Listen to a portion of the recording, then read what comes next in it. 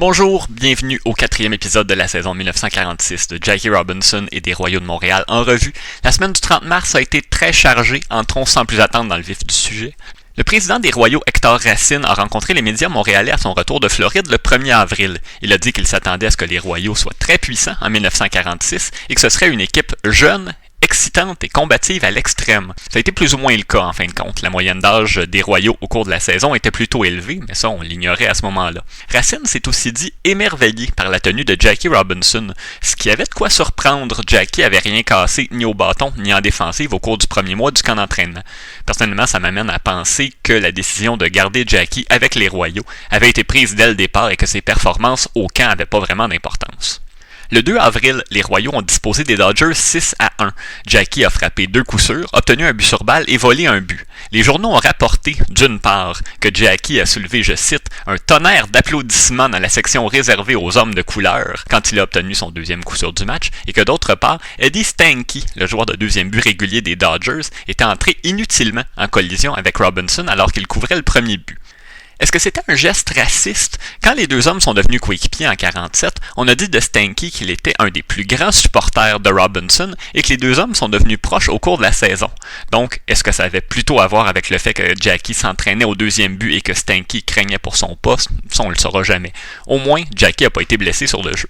Robinson a parlé aux journalistes le lendemain et a dit se sentir de plus en plus à l'aise avec ses coéquipiers. Toutefois, lui et John Wright, en général, se tenaient ensemble et avaient peu de contact avec les autres joueurs. Ils avaient choisi de ne pas s'imposer, d'attendre que les gens viennent à eux plutôt que d'aller vers leurs coéquipiers, et disons qu'on se bousculait pas à ce moment-là pour venir échanger avec les deux Afro-Américains.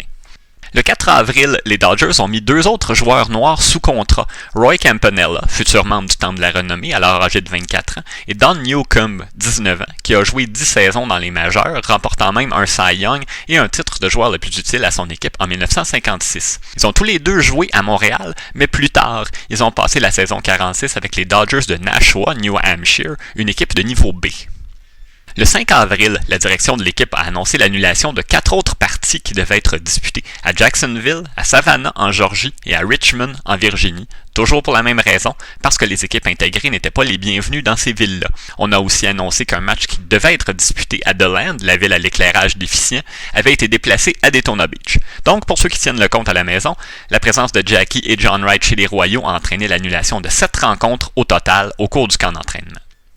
C'est également le 5 avril qu'a eu lieu, selon mes recherches, un des événements qui font partie du folklore du camp d'entraînement de 1946. Les Royaux affrontaient les Indians d'Indianapolis de l'association américaine.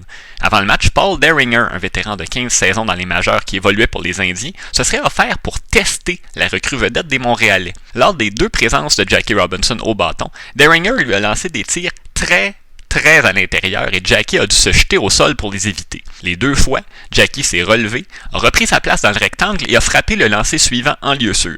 Après le match, le vétéran lanceur aurait dit à Clay Hopper que Jackie allait s'en tirer sans problème avec les Royaux. Maintenant, est-ce que Derringer, qui est un natif du Kentucky, a offert de viser Jackie uniquement parce qu'il avait un grand cœur et qu'il voulait rendre service à une équipe adverse? On peut en douter. Le 5 avril, on était à moins de 2 semaines du début de la saison. On saurait très bientôt si Jackie et John Wright feraient le voyage vers le nord avec les Royaux. Mais à ce moment-là, le suspense demeurait entier et les 2 hommes n'étaient pas au bout de leur peine. L'équipe devait encore aller jouer à Sanford, la ville d'où ils avaient été chassés au début du camp d'entraînement. Ne manquez pas l'épisode de la semaine prochaine et si ce n'est pas déjà fait, abonnez-vous à la page Facebook et au fil Twitter des Royaux de 46. Les liens apparaissent au bas de l'écran. Merci d'être à l'écoute et bonne semaine.